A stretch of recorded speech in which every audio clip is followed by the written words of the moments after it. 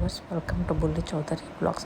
So ఇప్పుడు మనం కారపు గవ్వల్ని ఎలా చేసుకోవాలో చూసేద్దాం. సో అందుకు ముందుగా ఒక బౌల్ తీసుకొని 400 grams ఆఫ్ గోధుమ పిండిని తీసుకోండి. సో గోధుమ పిండిని తీసుకున్న తర్వాత ఈ లోపల మనం కడాయి తీసుకొని స్టవ్ వెలిగించి ఆ కడాయి లోపల మనం 50 grams ఆఫ్ ఆయిల్ని తీసుకోండి. సో 50 grams ఆఫ్ ఆయిల్ని కడాయి వేడెక్కిన తర్వాత కొంచెంగా ఆయిల్ని అందులో పోయండి. సో ఆయిల్ పోసిన తర్వాత దానిని కొంచెం కాగేంత వరకు అలాగే కాగనీయండి. సో దాని తర్వాత ఈ లోపల ఆయిల్ అనేది వేడెక్కుతుందండి.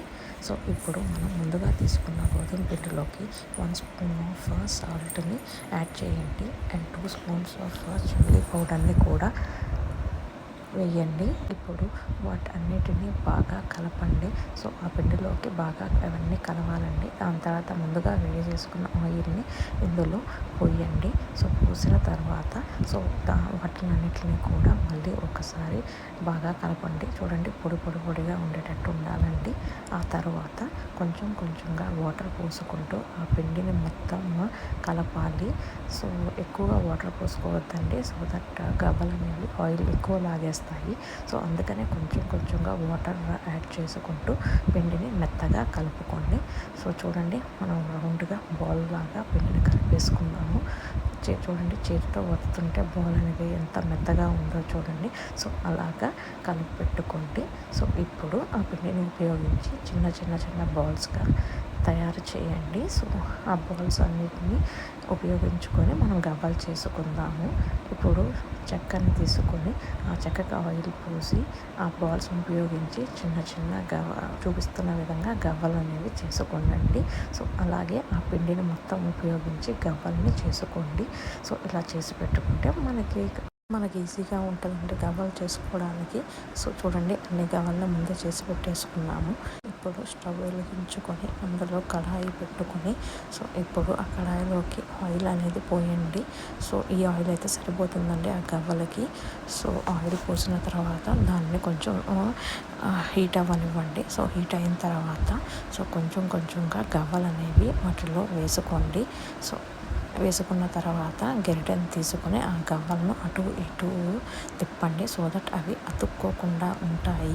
అండ్ దెన్ అవి అట్లా తిప్పడం వల్ల కూడాను ఈవెన్గా అవి కుక్ అవుతాయండి. సో ఇలా గరిటెని తీసుకొని తిప్పుతూ ఉండాలి. అవి గోల్డెన్ కలర్ వచ్చేంత వరకు అలాగే వేపనివ్వాలి. చూడండి, గోల్డెన్ కలర్ అయితే వచ్చేసింది.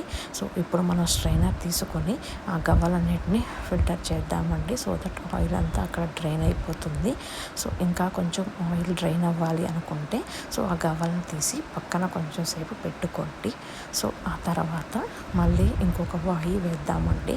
సో మళ్ళీ గవ్వలను తీసుకొని ఆ ఆయిల్లో కొంచెంగా వేయండి. సో అవి వేసిన తర్వాత మళ్ళీ అలాగే గరిటెని తీసుకొని సో ఆ గవ్వల్ని అటు ఇటు తిప్పండి.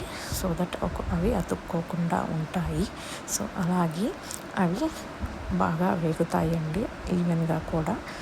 సో అవి గోల్డెన్ కలర్ వచ్చేంత వరకు కూడా వాటిని వేపుతూనే ఉండండి. సో వాటిని కూడా మళ్ళీ స్ట్రైనర్ ఉపయోగించి స్ట్రెయిన్ చేసేసి అవి పక్కన పెట్టుకోండి. ఇలాగే అన్ని గవ్వలను కూడా వేపుకోండి.